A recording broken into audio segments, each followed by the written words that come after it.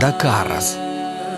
Šis pavadinimas yra žinomas daugeliui planetos gyventojų, o kiekvieno rimto automobilininko širdį priverčia plakti dažniau. Pirmosios ralio Paryžius Dakaras varžybos įvyko dar 1976 metais. Lenktynių idėja kilo prancūzui Thierry Sabine, kai jis dalyvaudamas ralyje Abidžanas-Nica pasiklydo Tenerės dykumoje. Šis gyvybės ir mirties nuotykis sukrėtė jį taip, kad grįžęs į civilizaciją ėmėsi organizuoti savo lenktynes negailestingomis dykumomis. Jau po metų prie starto linijos Paryžiuje stojo 182 transporto priemonės. Šiandien nemaža dalis tos technikos tikrai neatrodo tinkama tokio tipo lenktynėms, tačiau tai buvo idealistų laikai. Jiems nerūpėjo saugumas, jiems nerūpėjo komfortas, jiems nerūpėjo socialinių tinklų laikai. Svarbiausia jiems buvo nuotykis. Pirmosios Paryžiaus Dakaras lenktynės jų dalyviams tai ir padovanojo neužmirštamą nuotykį. Kad nuotykių netrūko, byloja ir statistika. Iš 182 startavusių transporto priemonių finišavo tik 41 procentas, tai yra 74 lenktynininkai arba jų ekipažai. Visiems, kas finišo linijos nekirto, lenktynės Paryžius Dakaras buvo gyvenimą keičianti patirtis, nes po poros metų Paryžiuje prie starto linijos išsirikiavo jau 216 dalyvių. Tai buvo dar tik antros lenktynės, bet jose jau dalyvavo BMW, Volkswagen bei Yamaha komandos. Visi degė milžinišku noru įrodyti savo ir pasauliui, kad kiekvienas iš jų yra geriausias. Ralio Paryžius Dakaras sėkmė buvo stulbinanti. Apie dalyvius bei nugalėtojus pradėjo sklandyti įvairūs gandai, kurie vėliau virto legendomis, užbūrusiamis didelę dalį žmonių visame pasaulyje. Deja, juodajame žemyne Dakaro ralis vyko iki 2007 metų. 2008-aisiais dėl augančios terorizmo grėsmės legendinio ralio startas buvo dramatiškai atšauktas. Tačiau tai nebuvo pabaiga. Jau po poros metų Dakaro ralio starto linija buvo draugiškai perkelta į Pietų Amerikos žemyną. Šis sprendimas žiauriausio pasaulyje ralio gerbėjus paskatino aštrioms diskusijoms. Šneko šnekomis, tačiau įdomu, kaip Afrikos žmonės gyvena dabar, kai be baimių lenktynininkų bolidų variklių gausmas liko tik vietinių prisiminimuose. –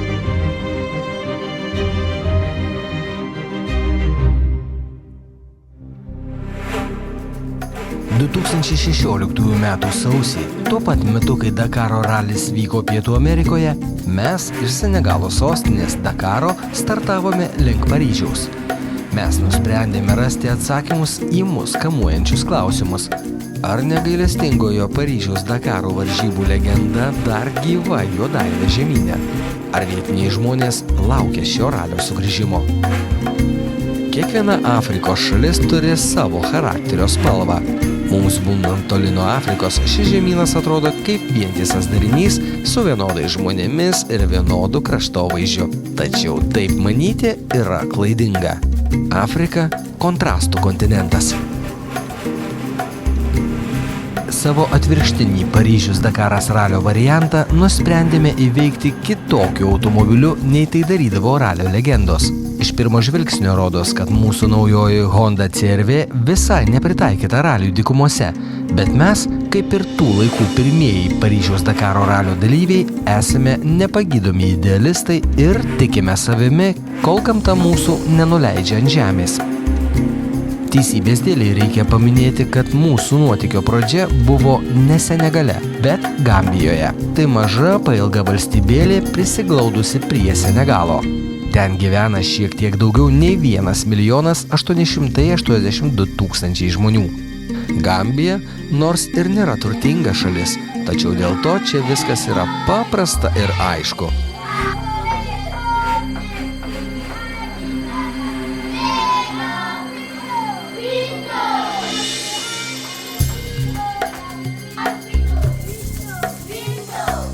Gambijos ekonomikos variklis yra primityvus. Jis susideda iš 3 dalių – žemės ūkis, žuvininkystė ir turizmas. Trečdalis šalies gyventojų gyvena žemiau tarptautinės skurdo ribos. Tai reiškia, kad jie per dieną neuždirba net $1,5 Jungtinių Amerikos valstijų dolerio. Bet, kad labiau jūsų neliūdinti, grįžkime prie mūsų kelionės. Iki Senegalo sostinės Dakaro iš Gambijos mums reikėjo nuvažiuoti kelis šimtus kilometrų. Kelias įvairus. Nuo mokamų tvarkingų greitkelių, apleistų miesto gatvių iki nuobodžių dulkėtų, bet retkarčiais nustebinančių dykynių. Ir visai nesvarbu, kokio gerumo keliu Afrikoje važiuosi, ten visada pamatysi kažką stebinančio. Nuo autobusų krentantis kroviniai, ant jų prisikabinę žmonės, tuntai susigrūdę keleiviai priekabose, pakelėse tiesiog pietaujantis grifai, dulkių debesyje pasislėpusios karvės ir visai nesislepiančios karvės. Čia yra tik tai, ką spėjome užfiksuoti. Keliuose labai daug kariškių, policijos bei muitinės patikros punktų. Mus stabdydavo vidutiniškai kas 25 kilometrai. Saugumas čia sustiprintas, siekiant išlaikyti turistų srautus. Keltu persikėlėme į Senegalą ir tęsėme kelionę link Dakaro.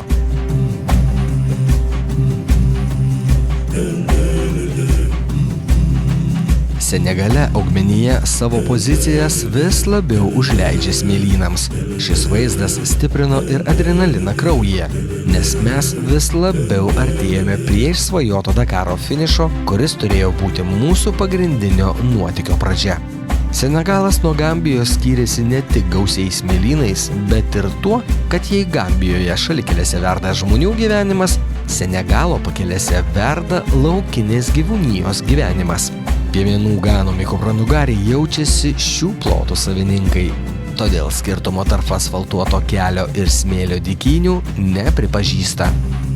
Netoli nuo kelio darbuojasi ir gamtos sanitarai – grifai. Važiuoti Senegalu tikras malonumas. Geri ne tik keliai, bet ir vaizdai šalia kelio.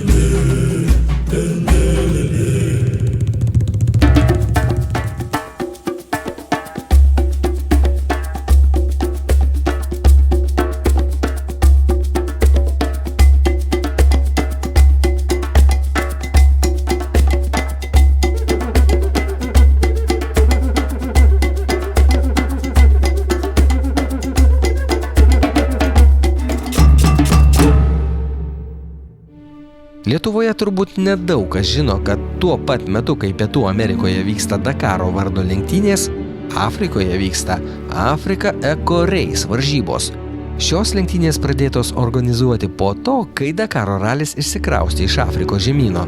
Africa Eco Race varžybų trasos driekėsi tomis pačiomis vietovėmis, kur vykdavo Paryžius Dakaras.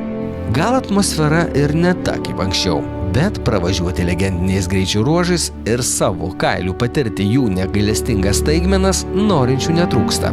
Į Dakarą atvykome kaip tik tuo metu, kai finišavo 2016 metų Africa Eco Race varžybos.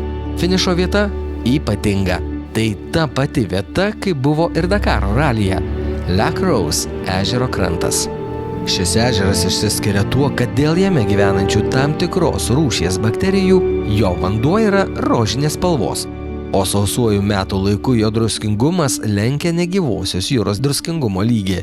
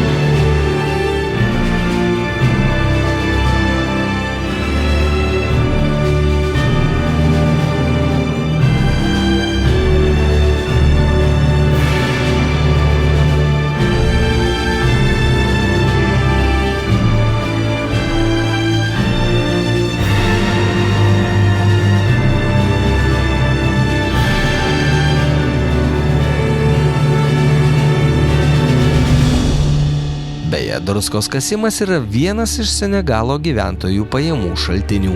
Šis nelengvas darbas yra dirbamas tiesiog rankomis ir primityviais įrankiais. Statistiškai Senegalas nėra skurdesnė valstybė nei Gambija, tačiau mums susidarė visai priešingas vaizdas. Senegale gyvena apie 13 milijonų žmonių. Šalies ekonomika nėra stipri, todėl skurdas bei nedarbas čia labai didelė problema.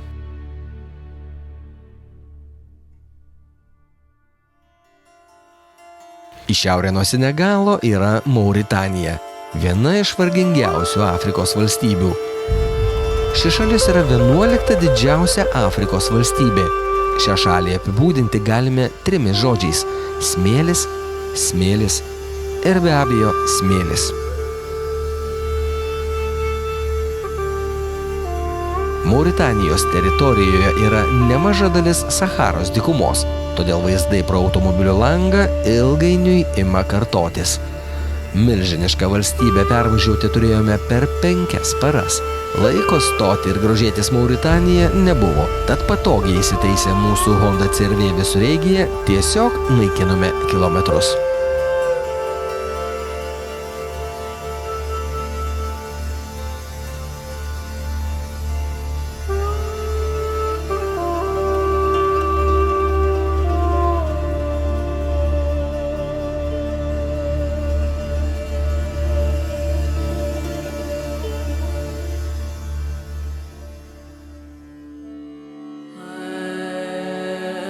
Įveikę Mauritaniją atvykome į Maroką.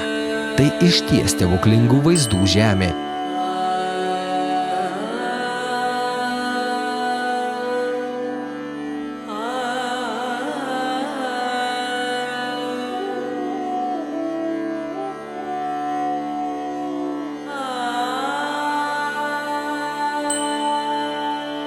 Įvažiavus į Maroką iš pietinės pusės pasitinka retėjantys dykumų smėlynai, pamažu pereinantys į neaukštus kalnus.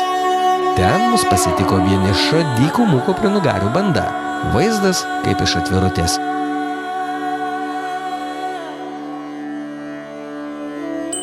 Jie ramiai mus nužiūrėję palydėjo žvilgsniais į Maroko tolius. Marokas iš kitų Afrikos šalių išsiskiria ne tiek savo spalvingumu, magiškais kalnais, skaniu maistu, kiek europietiškų požiūrių į daugelį svarbių valstybinių klausimų. Štai Maroko keliuose kitaip nei Gambijoje ar Senegale yra nemažai kelio ženklų, padedančių nesunkiai orientuotis ir naviguoti reikiamą kryptimi.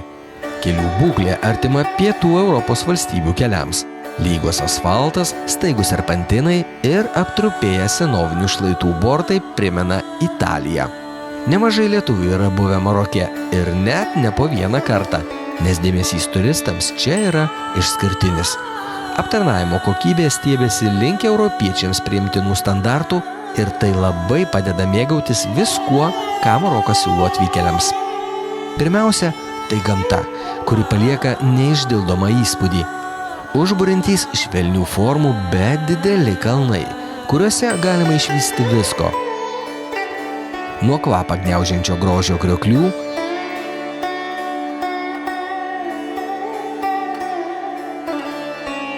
iki senovinių dar Romos imperijos laikus menančių miestų griuvėsių.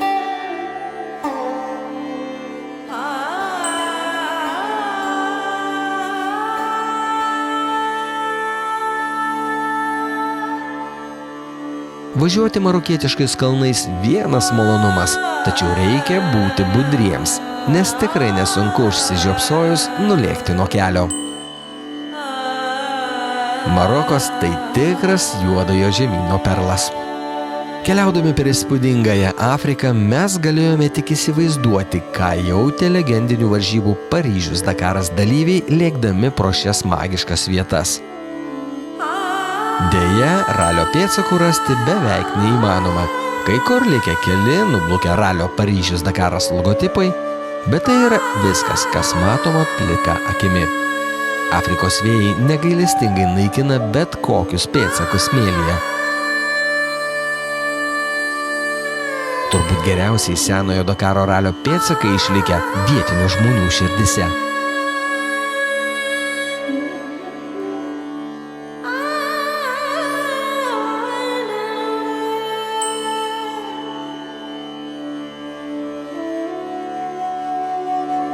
Ačiū tau, Afrika.